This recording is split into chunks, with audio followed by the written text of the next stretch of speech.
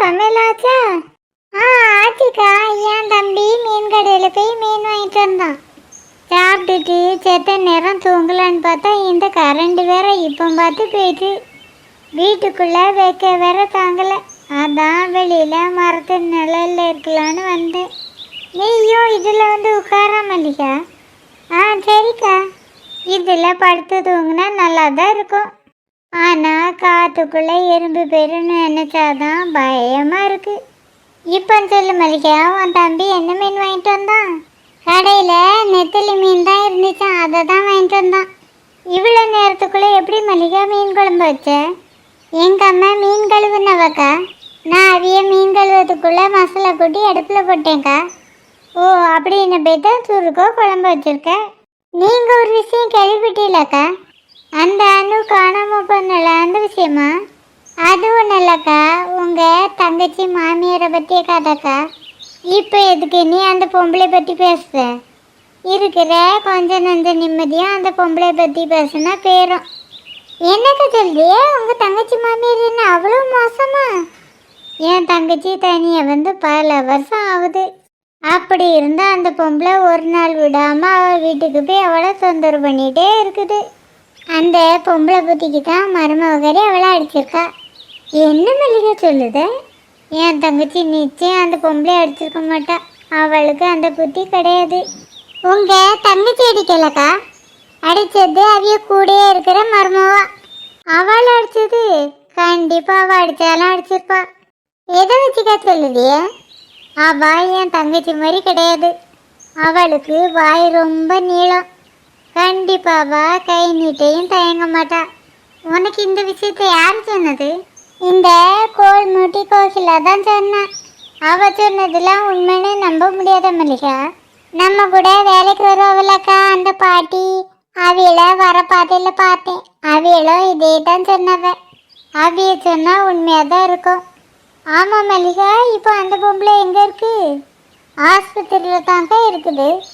என்னது, ஆஸ்பத்திரியில் இருக்குதா? ஆஸ்பத்திரிக்கு போகிற அளவுக்கு பெரிய அடி விழுந்திருக்கு. ஆமாக்கா, தலையில் பெரிய கட்டா போட்டிருந்தான். அந்த பாட்டி பார்த்துட்டு வந்ததா சொன்னாவ. தங்கச்சியோட மாமியார் வச்ச நானும் ஒரு எட்டு பார்த்துட்டு வரணும். என்ன செய்யல, ஆஸ்பத்திரிக்கு போயிட்டு வர?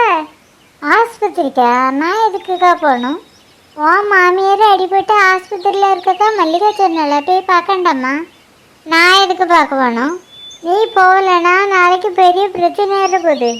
என்ன பாருக்கா, பிரச்சனை ஆனால் ஆயிட்டு போகுது. எதுக்குடி நீ இப்படி பேசுத? அவியலுக்கு அடிபட்டுருக்குன்னு நான் பதறி போய் ஆஸ்பத்திரிக்கு போயிருக்கேங்க்கா. ஆஸ்பத்திரி வாசலை கூட மிதிக்க விடாமல் 2 பேரும் திட்டி விரட்டு கழுவக்கா. யார் 2 பேர்? அதான்க்கா, அந்த அண்ணமும் செல்லமும். ஒன்றியே போகக்கூடாதுன்னு சொல்லதுக்கு அவளே யாரு? அவளோட தள்ளி விட்டுட்டு நீ உள்ளே போய் பார்க்க வேண்டியது தானே? உனக்கு தெரியும்லக்கா, எனக்கு சண்டை போடுறதே பிடிக்காதுன்னு. அதான்க்கா ஒன்றுமே சொல்லாமல் திரும்பி வந்துட்டேன். அவளுக்கு அடிபட்ட விஷயம் உனக்கு எப்படிக்கா தெரியும்? இப்போ கொஞ்சம் முந்தி தான் மல்லிகா எனக்கு சொன்னேன்.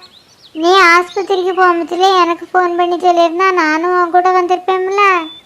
நான் உன் கூட வந்திருந்தா அவளை 2 பேரும் இப்படி வாலாட்டிருக்க மாட்டாள்வல. என்கிட்ட மட்டும் அவளை வாழை நீட்டு இருக்கட்டும், பாலை ஒட்ட நறுக்கியிருப்பேன். நம்ம இதுக்குக்கா அவளை வாழை நறுக்கணும்? அவளை 2 பேரோட வாழை நறுக்கிறதுக்கு அவளை மருமகளே போதும். ஆமாம் சில, அங்கே நடந்த விஷயத்தை உமாட்ட சொன்னியா? ஆமாக்கா, இப்போ வர பாதையில் தான் 2 பேர்த்தையும் பார்த்தேன். அந்த கிழவியில் எங்கே போனாலும் இங்கே தானே வருவாள்வ. அவளோட நாங்கள் கவனிச்சுக்கிட்டேன்னு சொல்லியிருக்காள்வ. நம்ம 2 பேரும் கொஞ்சம் கழிச்சு ஆஸ்பத்திரிக்கு போய் பார்த்துட்டு வந்துடுமா? எதுக்கு மறுபடியும் திட்டு வாங்கிறதுக்கா? அவளை என்ன திட்டிடுவாள்வளோ? திட்டுக்க வாயை கிழிச்சு காய வச்சிட மாட்டேன். உனக்குள்ள கோபமும் ரோசமும் எனக்குள்ளேயும் இருக்குதுக்கா. இருந்தாலும் பிரச்சனை வேண்டாம்தாக்கா நான் அமைதியாக போய்ட்டுருக்கேன். அப்புறமா ஆஸ்பத்திரிக்கு போகணுமா வேண்டாமாங்கிறத பற்றி நான் வீட்டுக்கு போன பிறகு உனக்கு ஃபோன் பண்ணி சொல்லுங்கக்கா. என்ன சில உன் நாத்தனார் வர? அவிய 2 பேர் விஷயமா தாக்கா நான் இப்போ இங்கே வந்தேன். இப்போ அவளுக்கு என்ன பிரச்சனை? அடிக்காத என்னையே உள்ளே விட மாட்டேன்னு பிரச்சனை பண்ணுகள்வ.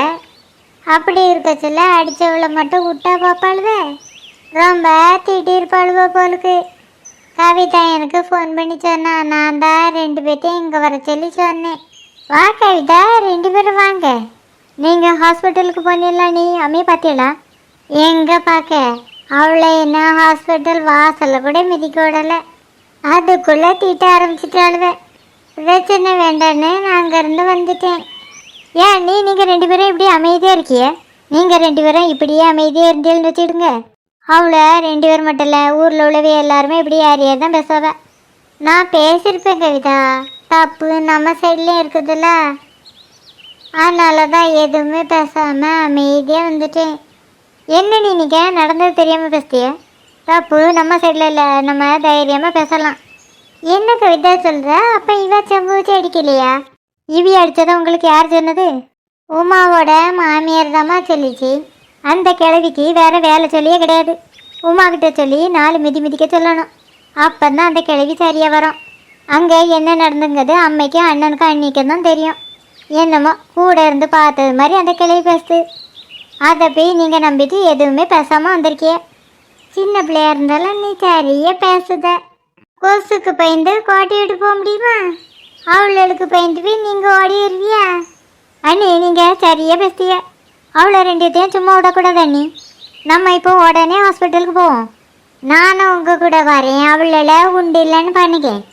வாங்க நீ இப்போ உடனே போவோம். நம்ம போய் அவளை ஒரு கை பார்த்துட்டு வந்துடுவோம். இங்கே ஒரு கை இல்லை நீ 8 கை இருக்குது. 8 கையை பார்த்துடலாமே.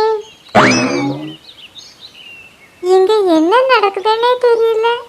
மாமியார்களுக்கும் மருமகளுக்கும் இடையே பெரிய போர் தான் நடக்கும் போல. ஏன் தான் இவே பிரச்சனை பண்ணுக்கவளோ? கொஞ்சம் அமைதியாக போகலாம்ல. கடவுள் தான் எல்லாத்துக்கும் நல்ல புத்தியை கொடுக்கணும்.